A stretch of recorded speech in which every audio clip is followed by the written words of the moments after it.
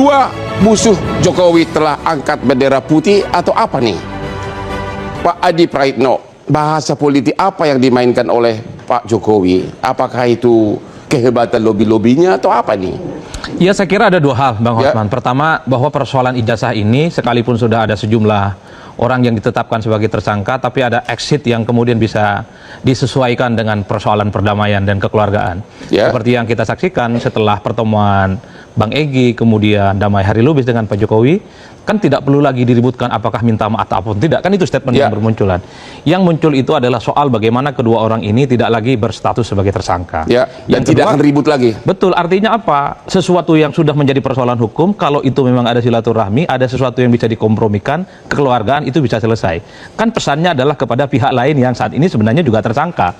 Apakah mau melakukan hal yang serupa? Jadi yang diuntungkan di sini yang Egy Sujana, siapa yang diuntungkan? Egy atau Jokowi? Dua-duanya untung. Kenapa? Egy Sujana untung, Damai Hari Lubis untung. Egy Karena apa untungnya? sudah lagi tak status tersangka. Karena kepejuang kan nggak boleh takut sebenarnya. Ya betul, karena ini berlarut-larut dan panjang sepertinya, Akhirnya sehingga energinya Anda tidak melihat terlampau Egy bagus. menyerah? Kalau saya tidak menyerah, tapi ini cari win-win solution. Win-win solution. Bagi Pak Jokowi minimal ya, dari sekian begitu orang yang ditetapkan sebagai tersangka, ada dua orang yang mungkin dalam tanda kutip insaf dan mengakui kesalahannya. Analisa saudara ada nggak di belakang layar tawar-menawar? Kalau soal begini Bang Hotman, kan tidak perlu harus disebutkan soal tawar-menawar ataupun pernyataan secara terbuka. Tapi ketika Egy Sujana mengatakan Pak Jokowi itu berakhlakul karimah yang cukup baik, ketika tulis buku dan kasih buku ke Pak Jokowi disebut sebagai cerdas, berani, dan militan, itu kan melampaui pernyataan minta maaf. Betul bahwa publik mengatakan ini adalah permintaan maaf yang call-nya tinggi, harganya terlampau tinggi. Tapi yang ingin didapat dari ini semua bahwa sebenarnya persoalan ijazah yang sudah terlanjur menjadi persoalan hukum sebenarnya bisa selesai. Yang disebut dengan restoratif justice itu. Anda secara politik melihat Jokowi pemenang? Ya, per hari ini di antara sekian banyak orang yang ditetapkan sebagai tersangka, minimal ada dua orang yang seakan-akan imannya sudah berubah tuh terkait dengan tuduhan-tuduhannya beberapa waktu yang lalu yang menjadi persoalan hukum. Itulah yang disebut oleh Bang Firman tadi, menang ini barang 1-0. Menang itu barang, bahasa Medan itu. Pak Asmi gimana ini? Ya. Menang itu barang. Gimana itu SP3-nya? Saya belum melihat ini menang itu barang Bang Hotman. Hah? Kenapa? Lah, ini kan pasti menimbulkan dialektika. Yang pertama, sewaktu perdamaian ini menang di atas kertas, tapi kebenaran di lapangan masih mati suri. Karena pada waktu pemulihan keadaan tadi atau menyeimbangkan tadi restoratif justice itu, hari ini perasaan masyarakat itu juga sudah dibawa. Ini bukan persoalan dua manusia antara Bang Egy dan Pak Presiden Jokowi pada waktu itu. Ya. Tapi ada konsentrasi publik juga yang sekarang dibuka gitu loh. Tentu dua kelompok ini kan pasti ada yang memang pro dan kontra dan segala macam. Kita tidak mau meromantisasi terlalu jauh. Karena dari awal ini adalah korban yang sejak awal memang yang tidak mau buka. UGM tidak melihat, Pak Jokowi juga tidak membukakan. Secara hukum kamu harus akui dengan adanya SP3, maka secara hukum Jokowi sudah menang. Oh iya, tapi setengah kopling, gagal menghilangkan asap keraguan kebenaran transparansi publik. Anda masih mengatakan bahwa publik masih belum percaya bahwa itu asli ijazahnya. Seharusnya ada state dari Bang Egy, tidak hanya sekedar maaf-maafan. Dia harus sampaikan, saya salah, saya menduga ini, dan keberadaan karena awal objektumnya adalah ijazah. Dia harus akui ijazah. Sekarang itu. kita tanya dulu kepada pengacaranya. Tolong dijawab, apakah menurut Egy Sujana memang ijazah Jokowi itu tidak palsu? Tolong jawab, jangan mutar-mutar. Egy datang sana mengambil haknya, bukan mempertanyakan. Itu bukan kembali. jawaban. Karena begini Bang, abang mungkin paham, abang mungkin harus pasti paham. Ya. 184 KUHP yang lama, barang yang sudah jelas, nggak perlu diperjelaskan lagi. Oh, kita akui itu formalitas, tapi secara substansi di hati nurani klien Anda, apakah menurut Egy sama Damai Lubis memang itu tidak palsu atau memang ya udah deh daripada gua bermasalah? Tidak itu. Oke teman-teman, kembali lagi bersama saya di channel video ini. Video kali ini sangat cukup menarik untuk kita dengarkan. Nah, untuk itu video kali ini membahas polemik seputar ijazah Presiden Joko Widodo yang kembali heboh diperbincangkan di kalangan masyarakat Indonesia. Nah, pertama teman-teman, penyelesaian kasus secara restoratif justice dalam video menyoroti pertemuan antara pihak yang sebelumnya mengkritik atau seperti Egy Sujana dan Damai Hari Lubis dengan Presiden Jokowi. Hal ini dianalisis sebagai langkah penyelesaian secara kekeluargaan atau restorative justice sehingga status tersangka mereka dicabut. Analisis politik pengamat politik Adi Praitno menilai bahwa status ini menguntungkan kedua belah pihak. Bagi Jokowi, ini dipandang sebagai kemenangan politik, sementara pihak pengkritik mendapatkan pemulihan status hukum. Ketidakpuasan publik meskipun secara hukum status tersangka telah dihentikan atau SP3, video mencatat bahwa masih terdapat keraguan besar dari sebagian masyarakat mengenai keaslian ijazah tersebut. Diskusi ini mencerminkan dinamika antara penegakan hukum formal dan tuntutan transparansi publik.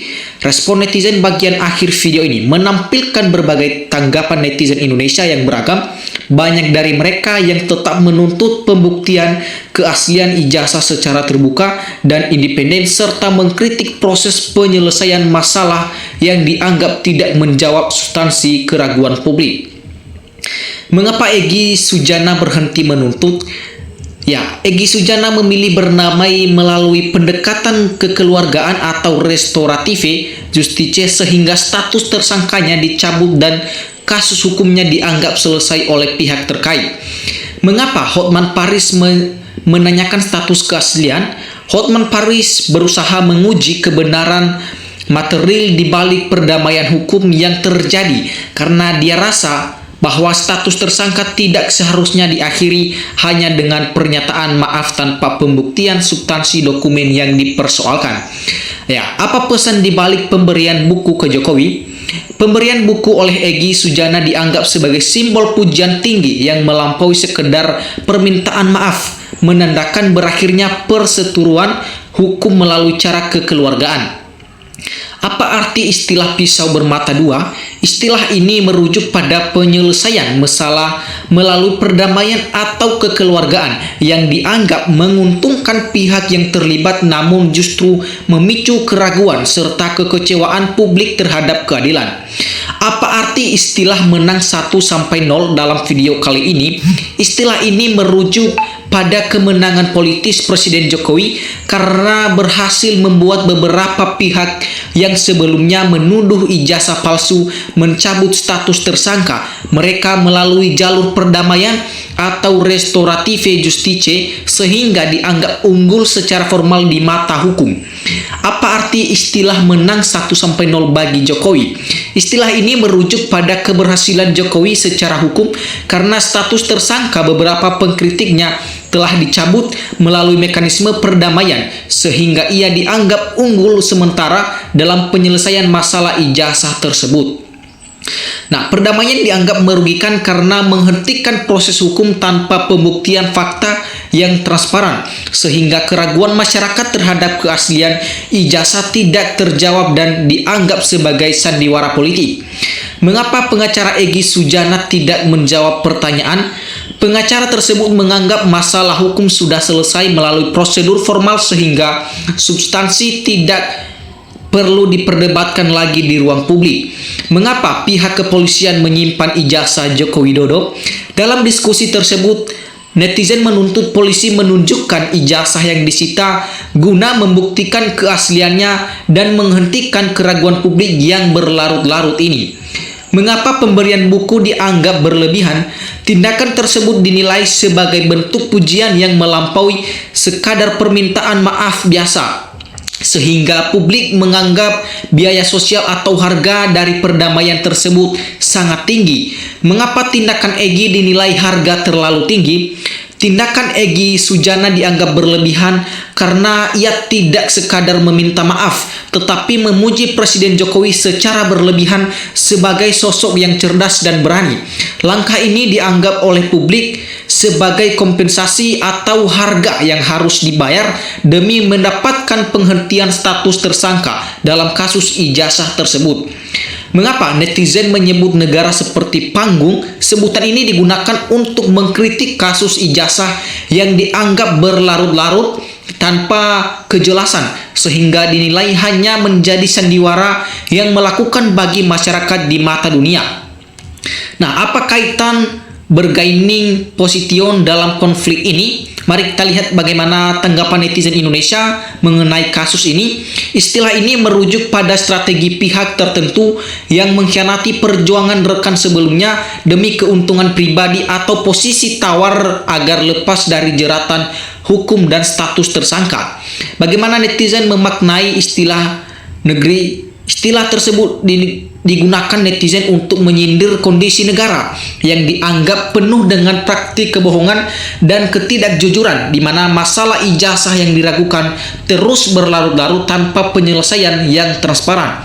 Memang Egy memuji Jokowi sebagai sosok berani, tapi dalam video ini pujian Egy Sujana melalui pemberian buku dan pernyataan sifat Jokowi dinilai sebagai bentuk apresiasi yang melampaui sekadar permintaan maaf. Tindakan ini dianggap sebagai bagian dari upaya membangun kesepakatan damai atau kompromi untuk menghentikan status tersangka secara kekeluargaan.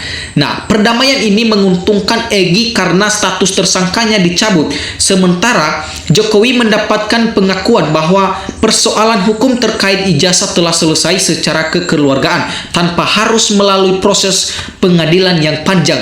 Mengapa perdamaian ini disebut tidak tulus? Ya, publik menilai perdamaian tersebut hanyalah formalitas politik untuk menghentikan status tersangka. Banyak netizen merasa langkah ini tidak menyentuh akar permasalahan, yaitu transparansi keaslian ijazah, sehingga dianggap sebagai sandiwara untuk menutupi kebenaran demi kepentingan pihak tertentu. Nah, mengapa pemberian buku dianggap melampaui minta maaf? Nah, ini tanggapan netizen mengenai hal ini. Tindakan memberikan buku dinilai sebagai langkah yang terlalu jauh dan berlebihan. Hal ini dipandang publik sebagai bentuk pujian yang tidak wajar kepada sosok yang sebelumnya dituduh, sehingga dianggap sebagai harga tinggi yang harus dibayar demi mendapatkan penghentian status tersangka. Mengapa pengacara Egy menolak menjawab Hotman Paris? Nah, di sini dikatakan bahwa Egy menolak menjawab Hotman Paris. Pengacara Egy merasa status hukum kliennya sudah selesai melalui prosedur formal, sehingga pertanyaan mengenai substansi keaslian ijazah dianggap tidak perlu dijawab lagi dalam diskusi tersebut. Apakah perdamaian mengakhiri polemik ijazah ini? Tidak, meskipun secara hukum status tersangka dicabut melalui perdamaian restoratif justice, masyarakat tetap merasa kecewa dan ragu. Netizen memandang perdamaian tersebut hanya menyelesaikan masalah antara individu di atas kertas, namun gagal menjawab tuntutan transparansi publik mengenai keaslian ijazah yang dianggap masih belum terbukti hingga sampai saat ini. Terima kasih teman-teman, salam NKRI harga mati.